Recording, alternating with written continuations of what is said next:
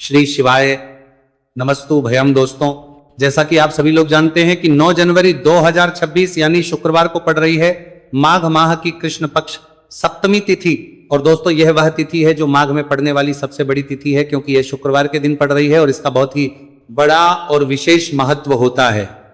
पूज्य गुरु जी ने कहा है कि अगर कभी भी मौका लग जाए और माघ मास की सप्तमी तिथि शुक्रवार को पड़ जाए तो आप लोगों को एक चुटकी काला तिल वाला उपाय तो अवश्य ही करना चाहिए।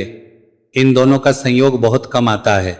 और इसी के साथ में गुरुजी ने अपनी शिव पुराण कथा में बताया है कि इस दिन आपको एक चुटकी काला तिल वाला उपाय तो आपको अवश्य ही करना चाहिए, क्योंकि ऐसा दिन पूरे साल में सिर्फ एक ही बार आता है। और दोस्तों, आप सभी लोग जानते हो कि शुक्रवार सप्तमी तिथि का अगर सबसे बड़ा कोई उपाय है तो एक चुटकी काला तिल वाला उपाय है। तो दोस्तों, शुक्रवार सप्तमी तिथि के दिन आप लोगों को इस एक चुटकी काला तिल वाला उपाय को जरूर करना है।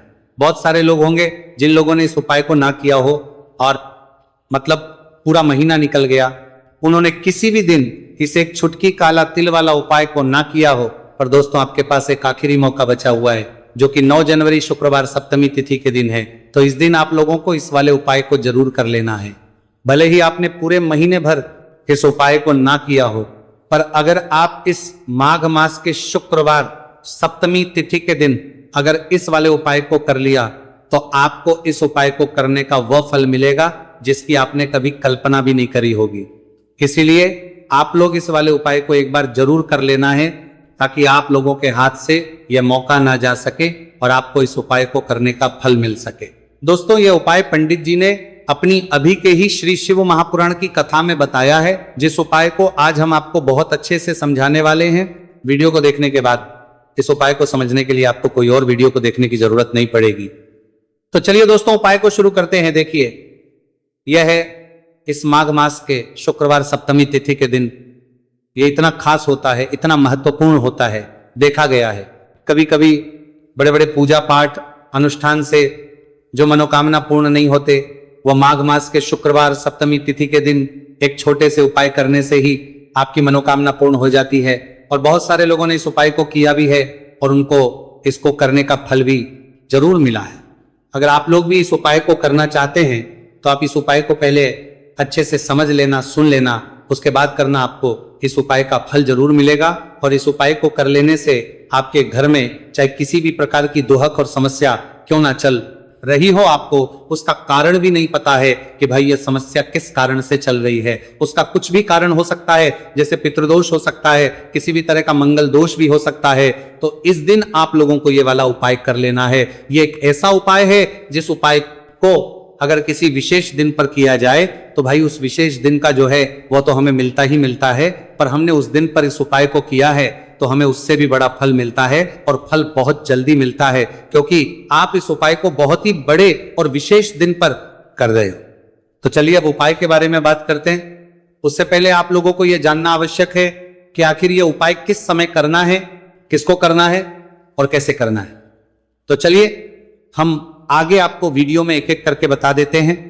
लेकिन उससे पहले, अगर आप लोग हमारे चैनल पर पहली बार आए हैं या फिर मेरी आवाज आज पहली बार सुन रहे हैं, तो हमारे चैनल को सब्सक्राइब जरूर कर लेना और इस वीडियो को लाइक करके कमेंट बॉक्स में श्री शिवाय नमस्तुभयम ओम नमः शिवाय जरूर टाइप कर देना।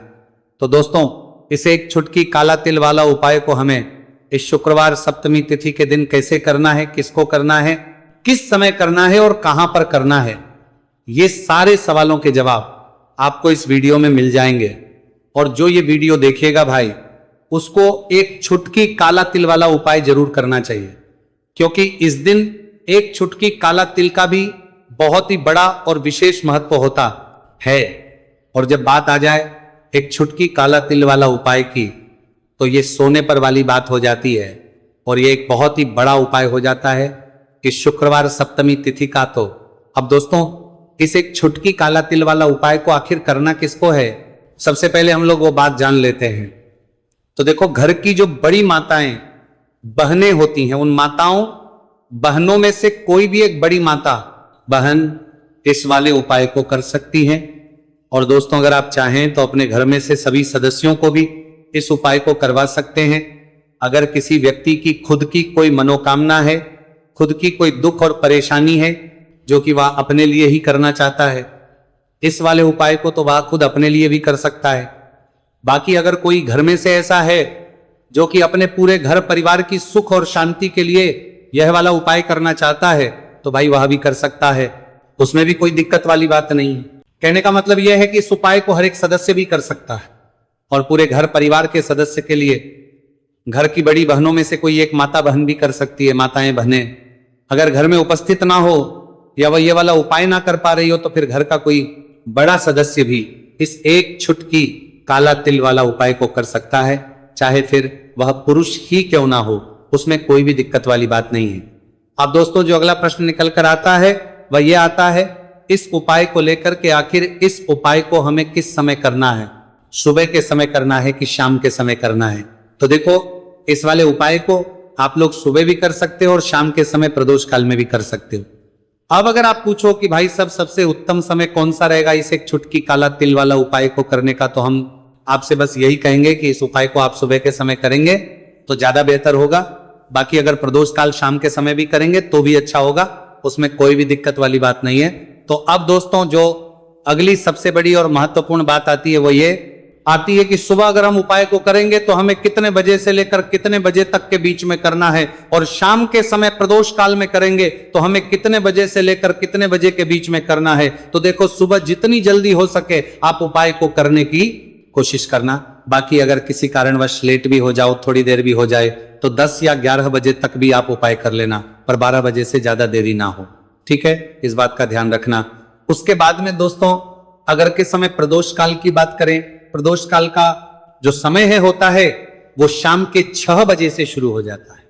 मतलब शाम के 6 बजे से लेकर 7 बजे के बीच का जो समय होता है यह समय प्रदोष काल का समय होता है।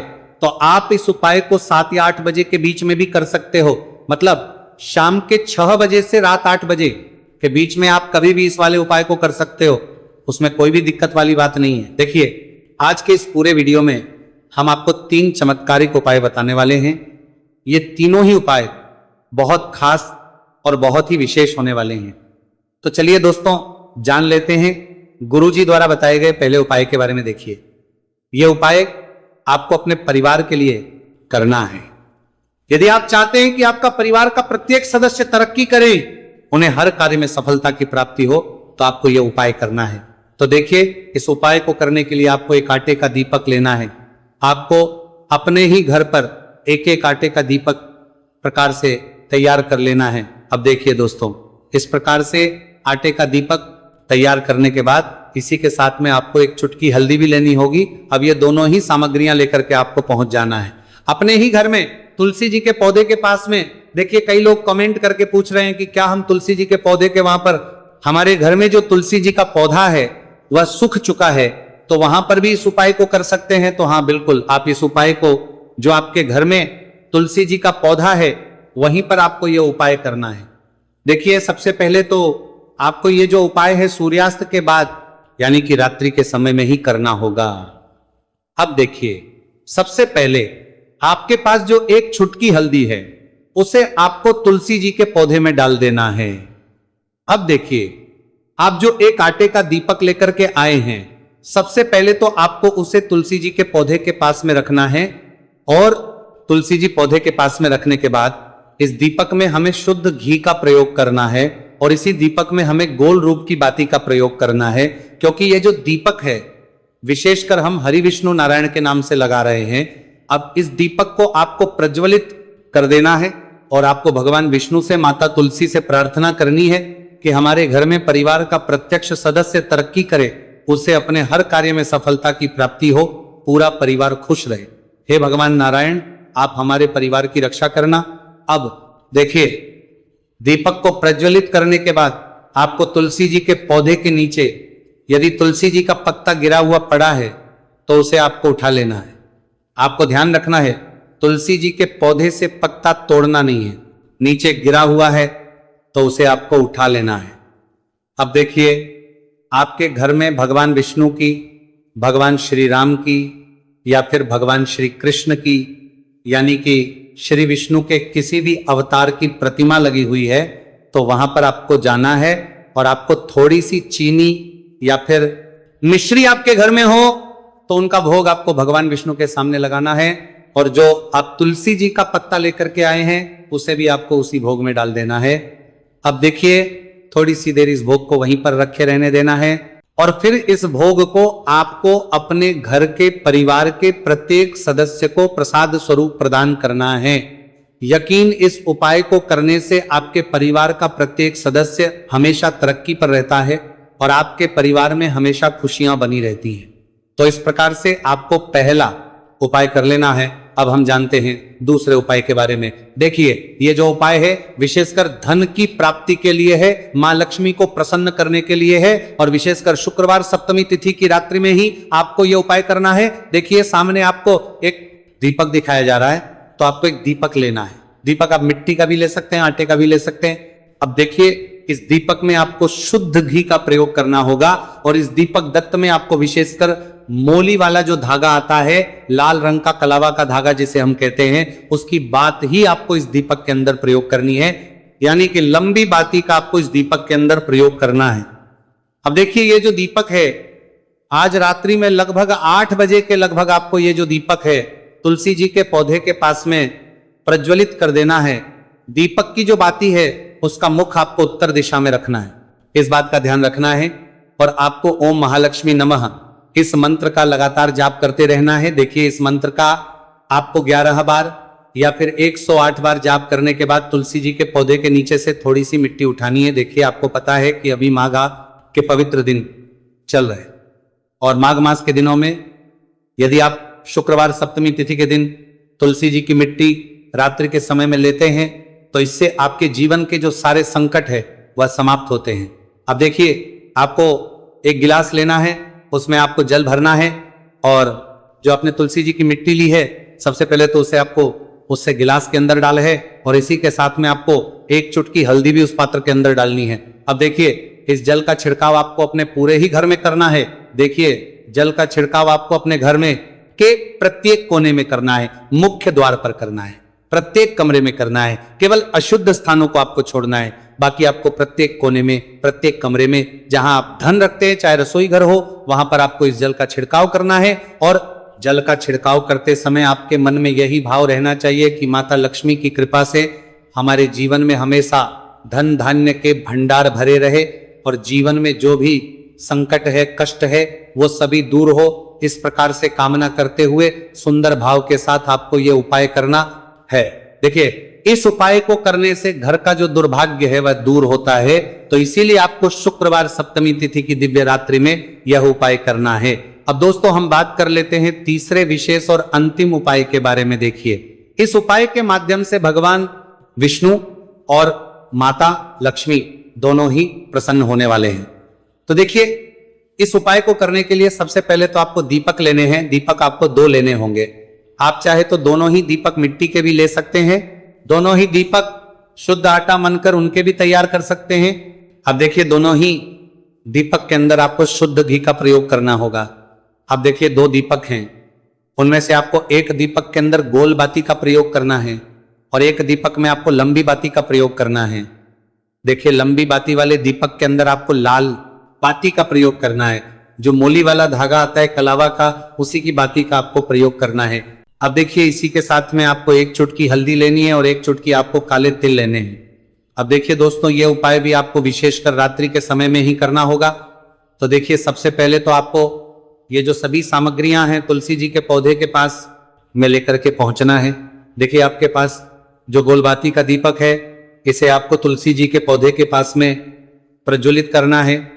ओम नमो भगवते वासुदेवाय नमः इस मंत्र का जाप करते हुए। अब देखिए, आपके पास जो काले तिल है उन्हें आपको अपने सीधे हाथ में रखना है, और आपके जीवन में जो भी समस्या है, परेशानियां हैं, जीवन में जो भी संकट है, बाधाएं, उन सभी को दूर करने की आपको प्रार्थना करनी है। और ये जो काले तिल है आपको उससे जलते हुए दीपक के अंदर डाल देने हैं। तो देखिए, इस प्रकार से हमने ये जो गोल बाती का दीपक है भगवान विष्णु के निमित्त प्रज्वलित किया है। अब देखिए दोस्तों, आपके पास जो लंबी बाती का दीपक है और आपके पास जो एक छुटकी हल्दी है, इन दोनों को आपको अपने घर के मंदिर में लेकर के पहुंचना है। देखिए, आपके घर के मंदिर में जो माता लक्ष्मी की तस्वीर है या फिर माता लक्ष्मी के किसी भी स्वरूप की तस्वीर है, प्रतिमाएं हैं, तो सबसे पहले तो के सामने आपको यह दीपक रखना है। दीपक के नीचे आपको चावल या फिर अनाज के कुछ दाने अवश्य ही रखना है। देखिए, सबसे पहले तो आपको ये जो दीपक है इसे माता लक्ष्मी जी के सामने प्रज्वलित कर देना है। अब देखिए, आपके पास जो एक चुटकी हल्दी है इसे आपको जलते हुए दीपक के अंदर डाल देना है और आपको ओम महालक्ष्मी नमः या फिर ओम नमो भगवते वासुदेवाय इस मंत्र का जाप करना है। माता लक्ष्मी से आपको प्रार्थना करनी है कि जीवन से जो भी दुर्भाग्य है, दरिद्रता है, उन्हें आप समाप्त करें और हमारे घर में हमेशा सुख, शांति और समृद्धि बनी रहे, इस प्रकार से आपको कामना करनी है। तो देखिए दोस्तों, इस प्रकार से आज के इस वीडियो में हमने आपको शुक्रवार सप्तमी तिथि की रात्रि में किए जाने वाले 3 महा उपाय बताने का प्रयास किया है। जो भी आपके लिए उचित है, सरल है, उसे आप कर सकते हैं। तो दोस्तों, ये थे पूज्य गुरु जी द्वारा बताए गए कुछ बहुत ही खास उप। अगर आपको जानकारी अच्छी लगी हो तो वीडियो लाइक करिएगा। मिलते हैं फिर एक नए वीडियो के साथ। श्री शिवाय नमस्तुभयम।